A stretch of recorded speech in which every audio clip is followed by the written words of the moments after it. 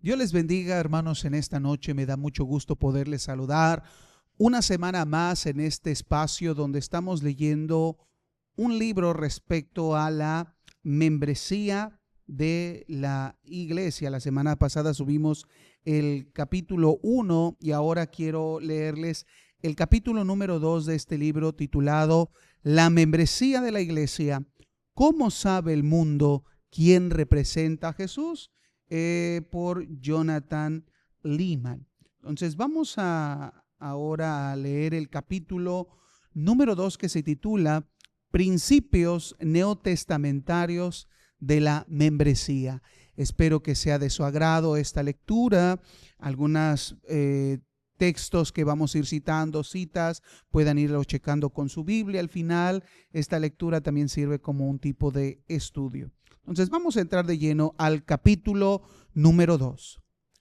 Ya que nuestro objetivo es comprender lo que significa la membresía eclesial, será beneficioso darnos juntos un pequeño paseo por el paisaje del Nuevo Testamento, simplemente para asegurarnos de que estamos mirando las mismas cosas. Esto es como comprar un terreno. No tienes suficiente con la descripción de la inmobiliaria, prefieres ir a ver el terreno por ti mismo. ¿Te gustaría ver el terreno viajando atrás en el tiempo a las primeras décadas de la iglesia primitiva, empezando en el año 30 después de Cristo? Imaginemos que nuestra máquina del tiempo nos lleva a algún lugar sobre el Atlántico Norte y volamos hacia el sur, a lo que los romanos llamaban Britania. Mirando hacia abajo, vemos Stonehenge, que por aquel entonces ya tiene 2500 años. No reconocemos mucho más. Londres aún tardará otra década en ser fundada por los soldados romanos. Cruzamos un canal de agua y sobrevolamos los campos y los bosques de la Galia, una tierra conquistada por Julio César en el año 51 a.C. En la actualidad, esa área se llama Francia. Cruzamos los nevados Alpes y planeamos sobre los oscuros y polvorientos paisajes italianos, pasando finalmente por la espléndida ciudad de Roma en la que gobierna Tiberio César. Girando en dirección este, pasamos el Adriático y bordeamos la costa del mar Mediterráneo a través de los territorios de Macedonia, Tracia, Asia, Licia y la cercana Siria, territorios todos conquistados por los insaciables batallones romanos durante los 2 siglos anteriores. No cruzamos el río Éufrates, más allá del cual encontramos el imperio parto y, aún más lejos, el joven imperio indio de Kushán. En su lugar, giramos en dirección sur, adentrándonos en Palestina y la provincia romana de Judea. Judea fue conquistada 90 años antes por el general Pompeyo en el 63 a.C. Ahora es gobernada en el nombre de Roma por el bíblico e infame Poncio Pilato y por una marioneta judía, el rey Herodes Antipas. Nuestra máquina del tiempo aterriza en la ciudad de Jerusalén y ponemos nuestros pies en la árida tierra de Palestina. Echamos un vistazo a nuestro alrededor y vemos las casas de ladrillo y barro, algunas mansiones y en la distancia el mismísimo monte del templo. El propósito de nuestro viaje es sencillo: hacernos una pequeña idea de cómo eran las iglesias primitivas y sus miembros. ¿Existen iglesias locales? ¿Practican lo que nosotros llamamos hoy la membresía de la iglesia? La iglesia en Jerusalén. Observando el entorno, vemos que estamos rodeados de judíos, varones piadosos de todas las naciones bajo el cielo. Partos, medos, elamitas, asiáticos, egipcios, libaneses, romanos, cretenses, árabes, y la lista continúa. Esto lo podemos ver en Hechos capítulo 2, versos 5 y luego versos 9 al 11. Se han reunido para celebrar la fiesta anual de Pentecostés y los aromas y los colores chillones nos hacen pensar en un mercadillo. Aún así, lo primero que nos impresiona no es el panorama, sino un sonido como de un viento recio. Somos arrastrados por el movimiento de la multitud hasta encontrarnos frente a un grupo de hombres que, de alguna manera, están predicando en las lenguas nativas de toda esta gente. La multitud se sobresalta sorprendida. Uno de los hombres, llamado Pedro, desafía a la gente directamente. Está refiriéndose al gran rey David, quien llamó al recientemente crucificado Jesús mi Señor. Entonces concluye con un golpe directo. A este Jesús a quien vosotros crucificasteis, Dios le ha hecho Señor y Cristo. Lo vemos en Hechos capítulo 2, verso 36. Nos fijamos en los oyentes, temiendo que fuesen todos a una contra Pedro. Sin duda alguna, lo tacharán de traidor y lo llevarán empujones ante las autoridades. Pero no hay arrebato alguno. De alguna manera, el desafío ha funcionado. Estas personas se compungieron de corazón y preguntaron a Pedro qué podían hacer. Pedro, sin vacilar, les responde: arrepentíos y bautícese cada uno de vosotros en el nombre de Jesucristo para perdón de los pecados, y recibiréis el don del Espíritu Santo. La acción de Pedro fue muy valiente, ya que la propia ejecución de Jesús estuvo acompañada de cargos de insurrección. Pero Pedro no trata de esconder que Jesús es un rey, llegando a poner esa declaración en la boca de David y de Dios mismo. Aún más, le dice a la gente que se identifiquen ellos mismos con Jesús a través del bautismo. Todo apunta a que Pedro quiere establecer un grupo de personas diferente del resto, un movimiento identificable de forma pública. Sorprendentemente, la multitud respondió al unísono. Los que recibieron su palabra fueron bautizados y se añadieron aquel día como 3,000 personas.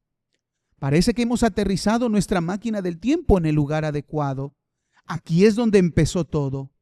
Preguntando a la gente, nos enteramos de que antes de que llegáramos había un grupo reunido como 120 en número, y ahora, en este día extraordinario, 3,000 nombres más son añadidos.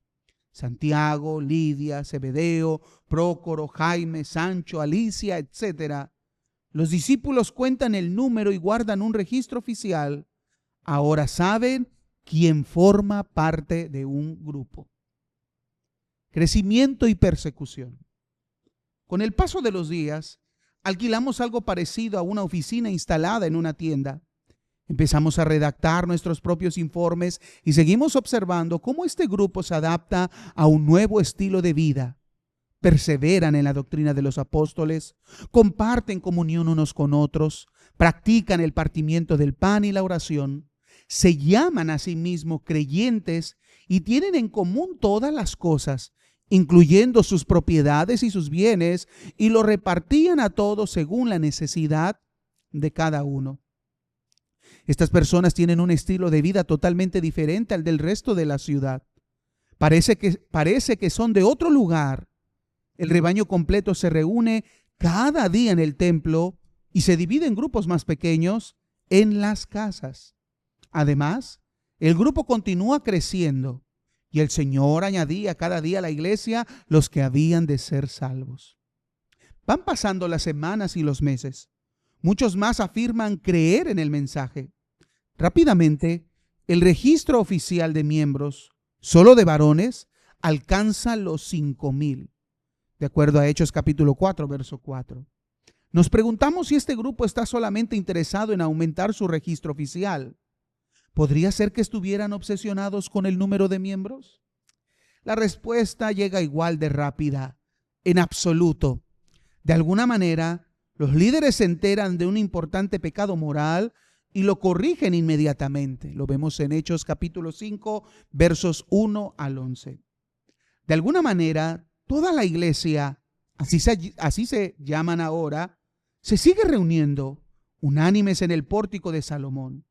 De alguna manera, la iglesia al completo quiere tener reuniones de miembros para hablar de cómo atender mejor a sus viudas. Lo vemos en Hechos capítulo 6, versos 1 al 2. No hay ninguna duda.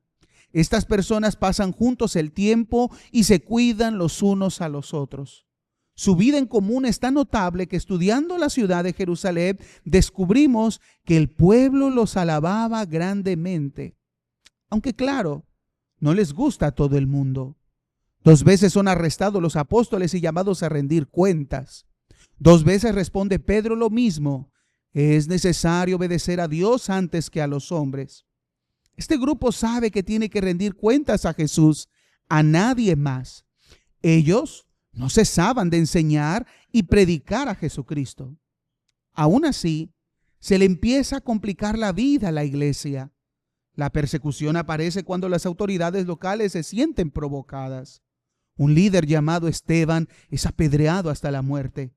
Casi parece que el sumo sacerdote ha obtenido una lista de nombres y direcciones porque uno de sus secuaces más celosos, un fariseo llamado Saulo, entrando casa por casa, arrastraba a hombres y a mujeres y los entregaba en la cárcel. Esto lo vemos en Hechos capítulo 8, verso 3. Sorprendentemente, los esfuerzos de Saulo tienen un efecto inesperado. Varios mensajeros llegan jadeando a nuestra oficina con la misma noticia. Los que fueron esparcidos iban por todas partes anunciando el evangelio. La persecución esparce a los cristianos lejos de Jerusalén y los envía a otras ciudades y países. Pronto nos llegan noticias de discípulos que aparecen en Samaria, Damasco, Lida, Jope y Cesarea. De acuerdo a Hechos capítulo 8, versos 14, capítulo 9, versos 10, versos 32 y 42, y Hechos capítulo 10, versos 24 y del 47 al 48. Todo el mundo empieza a comprender que Jesús también vino como Rey de los gentiles. Más o menos al mismo tiempo se empieza a escuchar un murmullo en la iglesia de Jerusalén que dice que el mismísimo Saulo se ha convertido y está predicando en las sinagogas que Jesús es el Hijo de Dios y el Cristo. La mayoría no se lo cree hasta que Saulo aparece en Damasco y predica valerosamente en el nombre de Jesús. La situación parece mejorar por el momento. La iglesia en Jerusalén, ahora esparcida por toda Judea, Galilea y Samaria, parece estar disfrutando de un tiempo de paz, conforme lo leemos en Hechos capítulo 9, versos 31.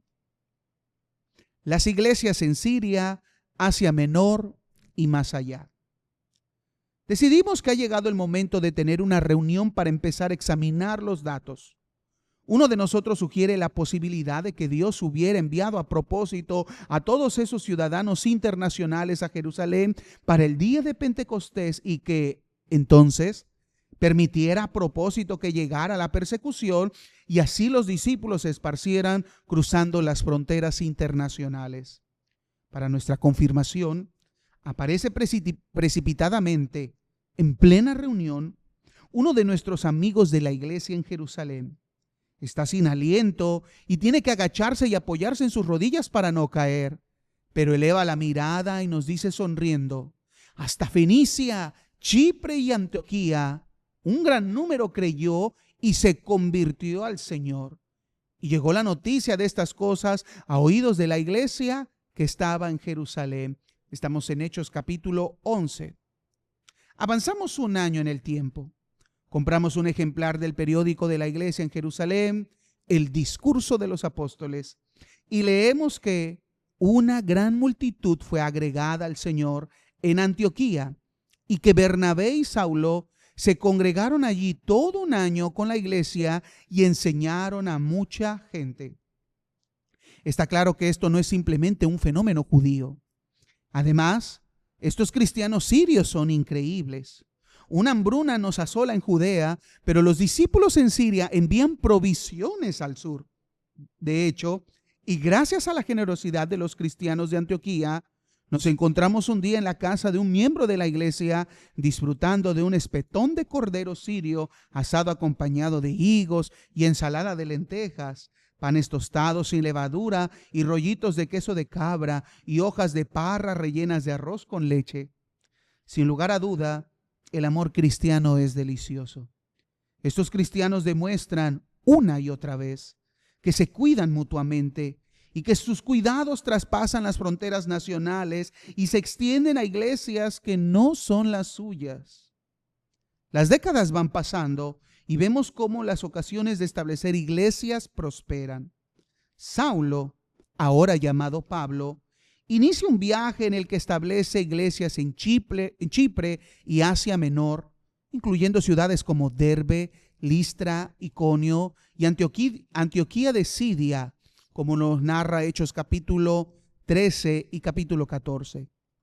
En su segundo viaje establece iglesias adentrándose en Occidente en las ciudades de Filipos, Tesalónica, Berea, Corinto y Éfeso, por nombrar algunas.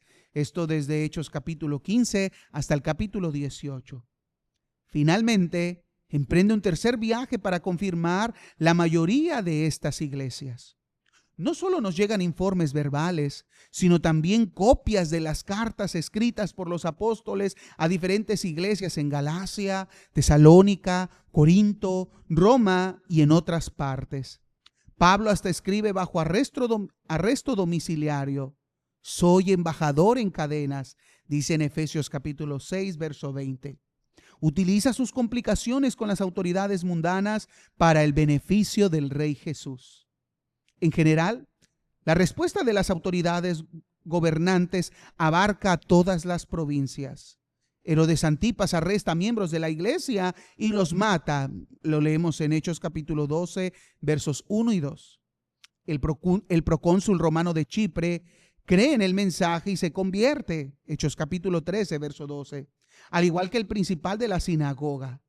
El gobernador Félix ve una oportunidad de recibir un soborno.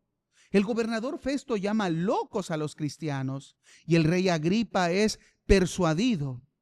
Y Galión, otro procónsul romano, dice básicamente que nada de esto le importa y los rechaza con un gesto de la mano como si fuesen una mosca molesta, de acuerdo a Hechos capítulo 18, versos 14 al 17. Es como si las iglesias y sus miembros estuvieran entre dos aguas, con un pie en la sociedad y otro pie fuera. Pertenecen a la sociedad, pero no pertenecen a ella, ni una cosa ni la otra.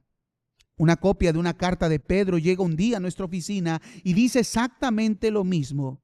Llama a los cristianos extranjeros dispersos, de acuerdo a la primera carta de Pedro, capítulo 1, verso 1, en la Nueva Versión Internacional.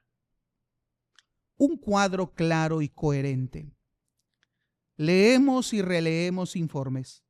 Tomamos notas y tratamos de juntar todas las piezas para entender qué son la iglesia local y sus miembros. A medida que lo hacemos, aparecen en todos los documentos 10 puntos irrefutables. La esencia misma de la existencia de la iglesia se basa en el mensaje de un Señor y Salvador. Las mismas palabras que escuchamos en nuestro primer día en Jerusalén para perdón de pecados y Señor y Cristo aparecen una y otra vez en nuestras notas. Los apóstoles lo proclaman, lo llaman el camino de la salvación y las buenas nuevas. Es el Espíritu Santo quien les da autoridad para decirlo. Estos cristianos respetan a las autoridades de este mundo y se adhieren a ellas hasta cierto punto, pero su fidelidad completa es para Jesús. Se llaman a sí mismos embajadores en cadenas y lo arriesgan todo, incluyendo su vida. Los cristianos están unidos generalmente a iglesias individuales, pero que también están correlacionadas. Al principio, todos los creyentes eran unidos o añadidos a la iglesia en Jerusalén. Luego viene una etapa de transición en la que los discípulos aislados son esparcidos, como cuando Felipe explica el evangelio al eunuco etíope. Pero todo esto son asuntos fronterizos aislados. Aparte de esto, no encontramos ejemplos de cristianos separados de sus iglesias. Enseguida se establecen iglesias en Antioquía, Iconio, Corinto, etc. Estas iglesias siguen comunicándose, identificándose unas con otras y ayudándose mutuamente en tiempos de necesidad, aún traspasando las fronteras. 3. Los cristianos se identifican colectivamente a sí mismos como iglesias. Esto lo podemos ver en la manera de hablar de sí mismos. Saulo asolaba la iglesia. Llegó la noticia de estas cosas a oídos de la iglesia. Se congregaron allí, Bernabé y Saulo, todo un año con la iglesia. Herodes echó mano a algunos de la iglesia para maltratarles. La iglesia hacía sin cesar oración. Habiendo llegado y reunido a la iglesia, refirieron cuán grandes cosas había hecho Dios con ellos, habiendo sido encaminados por la iglesia. Llegados a Jerusalén, fueron recibidos por la iglesia. Estas citas las podemos encontrar Hechos capítulo 8, verso 3, capítulo 11, verso 22 y 26, capítulo 12, verso 1 y 5, capítulo 14, verso 27 y capítulo 15, versos 3 y 4. Los cristianos usan la palabra iglesia para identificarse a sí mismos en la vida comunitaria. Las personas pertenecen a algo que es corporativo y mayor que lo individual. Cuarto punto. Los cristianos poseen un poder especial y una identidad corporativa cuando se reúnen oficialmente. Pablo escribe acerca de cuando la iglesia en Corinto se reúne en el nombre de nuestro Señor Jesucristo, con el poder de nuestro Señor Jesucristo, de acuerdo a la primera carta a los Corintios capítulo 5, verso 4. Más adelante en la carta se refiere a cuando os reunís como iglesia, en el capítulo 11, verso 18. Como si ellos fueran de algún modo más iglesia cuando están juntos que cuando están separados. Esta asamblea reunida parece que tiene el poder de hacer cosas, tomar decisiones y hacer declaraciones en el nombre de Jesús. Siguiente punto. El primer paso de la vida cristiana es siempre el bautismo. Esos hombres lo tenían claro. Arrepentíos y bautícese cada uno de vosotros. Los que recibieron su palabra fueron bautizados. Pero cuando creyeron a Felipe, que anunciaba el evangelio del reino de Dios y el nombre de Jesucristo, se bautizaban hombres y mujeres. Al momento le cayeron de los ojos como escamas y levantándose fue bautizado. Enseguida se bautizó él con todos los suyos. Y muchos de los corintios, oyendo, creían y eran bautizados. Ahora pues, ¿por qué te detienes? Levántate y bautízate y lava tus pecados, invocando su nombre. Estas son citas que encontramos en Hechos capítulo 2, verso 38 y verso 41. Capítulo 8, verso 12, capítulo 9, verso 18, capítulo 16, verso 33, capítulo 18, verso 8 y capítulo 22, verso 16. No nos sorprende en absoluto que cuando Pablo escribe a la iglesia en Roma, asuma que todos sus lectores han sido bautizados. Lo leemos en Romanos capítulo 6, verso 3. Esta señal de identificación pública es un hecho establecido. Siguiente punto. A los cristianos se les manda separarse del mundo y no asociarse oficialmente con él. El apóstol Pablo no prohíbe las relaciones con los no cristianos. Como referencia tenemos la primera carta a los Corintios capítulo 5 versos 9 al 10. Pero sí les dice a los cristianos que no pongan en riesgo su identidad cristiana compartiéndola oficialmente con no creyentes.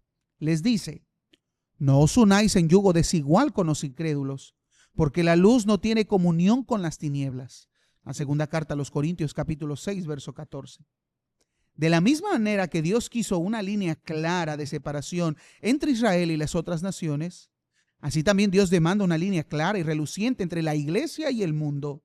Por lo cual, salid en medio de ellos y apartaos, dice el Señor, y no toquéis lo inmundo, y yo os recibiré. Capítulo 6, verso 17. Es un mandamiento muy específico. Siguiente punto. La vida y la autoridad de la iglesia local moldea la vida de sus miembros y las dirige. Esto lo vimos especialmente claro durante nuestras primeras semanas en Jerusalén. La vida cristiana empezaba dentro de un marco de autoridad.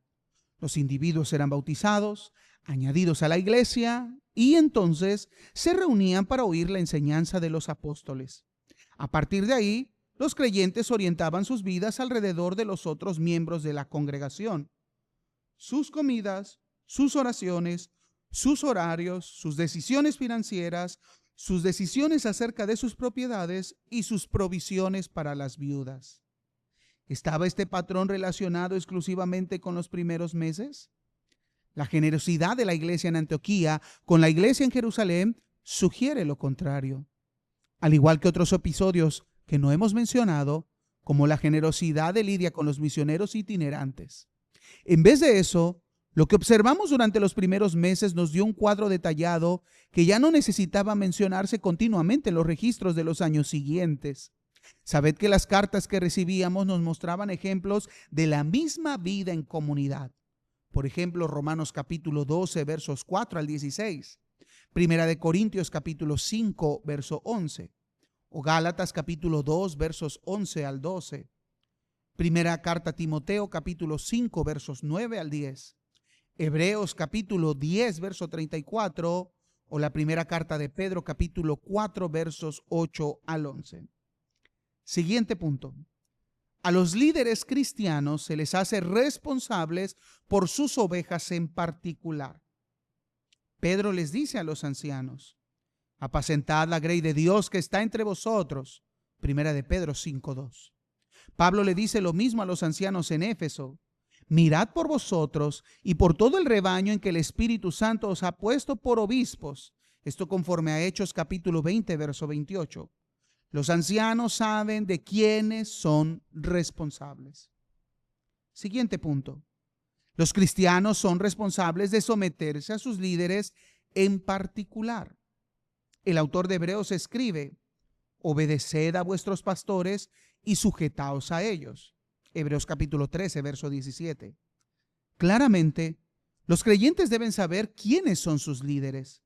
Pablo escribe: los ancianos que gobiernan bien sean tenidos por dignos de doble honor. Esto de acuerdo a 1 Timoteo capítulo 5, verso 17. Los cristianos saben a quién honrar. Último punto.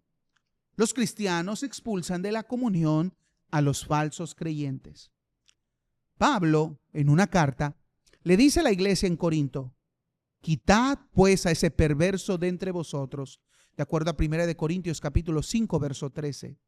Obviamente, no puedes expulsar a alguien de la iglesia al menos que esa persona pertenezca primero a la misma. En otro lugar, el apóstol Pablo nos manda que amonestemos a la persona divisiva 2 veces y que si no cambia, la desechemos, de acuerdo a la carta a Tito capítulo 3, verso 10. Y Juan nos habla acerca de los falsos profetas que salieron de nosotros, porque no todos son de nosotros, de acuerdo a la primera carta de Juan capítulo 2, verso 19. La iglesia es su membresía. Juntando todos los factores, hay una cosa que es obvia para nuestro comité de investigación en Jerusalén. Ser cristiano significa pertenecer a una iglesia. Repito, ser cristiano significa pertenecer a una iglesia. Nadie recibe la salvación y luego se queda dando vueltas por ahí solito, pensando si va a unirse o no a una congregación. La gente se arrepiente y entonces son bautizados en la comunión de una iglesia. Considerar a Cristo como Señor significa unirse a la familia de Cristo. Es automático. Igual que ser adoptado significa que rápidamente te vas a encontrar sentado a la mesa comiendo con tu familia. El concepto de la membresía de la iglesia está presente en todo lo que leemos y en todo lo que oímos. Y no, ninguno de nuestros informes muestra a un profesor de escuela dominical de pie ante una clase, pidiendo a los asistentes buscar en la sección 2C de sus manuales la definición de la membresía de la iglesia. Pero todos, los de adentro y los de afuera, saben a quién se refieren cuando los cristianos hablan de la iglesia, haciendo esto o lo otro. Se congregaron allí, hablando Bernabé y Saulo, todo un año con la iglesia. Otro texto dice: Herodes echó mano a algunos de la iglesia para maltratarles. Otra cita: habiendo llegado y reunido a la iglesia, refirieron cuán grandes cosas había hecho Dios con ellos. Esto lo leemos en Hechos capítulo 11, verso 26, capítulo 12, verso 1 y capítulo 14, verso 27. Ser miembro de la iglesia significa ser uno de los que constituyen la iglesia. De nuevo, ellos saben quiénes son. De hecho, sencillamente no puedes hablar acerca de una iglesia local sin hablar de sus miembros. Sería como si trataras de hablar acerca de un equipo, una familia, una nación y sí, hasta de un club sin hablar de sus miembros. Porque todas estas cosas son eso, sus miembros. De vuelta al futuro. Parece que hemos encontrado lo que vinimos buscando. Aunque han pasado algunas décadas, está claro que las iglesias locales han existido desde el comienzo del cristianismo y que esas iglesias se constituyen ni más ni menos con sus miembros. Así que podemos afirmar categóricamente que ellos practicaban la membresía eclesial, aunque ninguno mencionara clases de estudio para ser miembros o un registro oficial de miembros. Pero aún han sido contestadas todas nuestras preguntas, como por ejemplo, ¿qué es una iglesia local? Las últimas noticias que hemos recibido de Pablo en Roma son que estaba predicando el reino de Dios. Esto lo vemos en Hechos capítulo 28, verso 31. Está claro que una iglesia local no es un club. La gente no confunde sus clubes con un reino. No se llaman a sí mismos embajadores en cadenas por pertenecer a una asociación benéfica. Y por supuesto, no ponen en riesgo su vida por un proveedor de servicios. Entonces, exactamente, ¿qué es una iglesia local? Y no solo eso, ¿qué significa ser miembro de una iglesia? Vamos a subirnos de nuevo a nuestra máquina del tiempo y volver al presente para responder a estas dos preguntas. Y no te preocupes, no vamos a volver a viajar en el tiempo. En el camino de vuelta, uno de nosotros saca una Biblia de bolsillo y la abre en el libro de Apocalipsis. Es una carta de Juan a 7 iglesias diferentes en Asia Menor que están sufriendo tentación y persecución. Hacia el final del libro hallamos una descripción de la bestia, que se parece muchísimo a una descripción del César y a su afirmación de tener el imperio y de ser divino. ¿Cómo anima Juan a las iglesias? Les muestra una descripción de Cristo sentado en su trono con seres celestiales echando sus coronas delante de él. El César es un impostor. El imperio de Jesucristo es absoluto. Esto es exactamente lo que las iglesias necesitan oír para poder sobrevivir como iglesias. Jesús es el Señor. Hasta este punto, hermanos, terminamos la lectura del capítulo 2. Y aquí lo importante es el recorrido que el autor hace principalmente al libro de los Hechos y algunas narrativas escritas en las cartas, principalmente de Pablo. En algunos casos escuchamos de Pedro y de Juan sobre alusión a la iglesia. Y vemos que aunque la Biblia no habla de miembros o clasificación de miembros o registro de miembros, podemos ver cómo los que pertenecen a una iglesia son miembros, se reconocen como una iglesia, porque han hecho del Señor su Salvador, su Señor, han creído en Él, se han bautizado, están sirviéndole, están sufriendo, dan su vida por Jesucristo. Eso es la iglesia. Entonces, termino con esta reflexión que hace el autor y lo menciona y quiero señalarlo. Ninguno que se llame cristiano puede vivir sin pertenecer a la iglesia. Si eres cristiano, necesitas pertenecer a la iglesia. Creo que ese es un punto fundamental porque hoy en día muchas personas dicen creer en Jesucristo, se llaman cristianos, tener fe, pero no creen en la iglesia y no quieren ser parte de una de ellas.